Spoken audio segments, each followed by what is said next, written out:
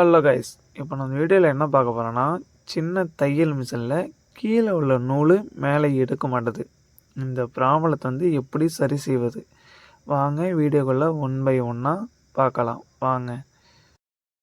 வீலை சுற்றி அந்த நீடில் பாரை ஃபுல்லாக கீழே இறக்கிட்டிங்கன்னா அந்த கேப்புக்கிட்ட ஒரு ஸ்க்ரூ தெரியும். அந்த ஸ்க்ரூ என்ன செய்யுன்னா, ஸ்க்ரூ ட்ரைவர் எடுத்து அந்த ஸ்க்ரூ ஃபுல்லாக லூஸ் பண்ணிட்டீங்கன்னா அந்த ஸ்க்ரூ லூஸ் ஆகிடும்.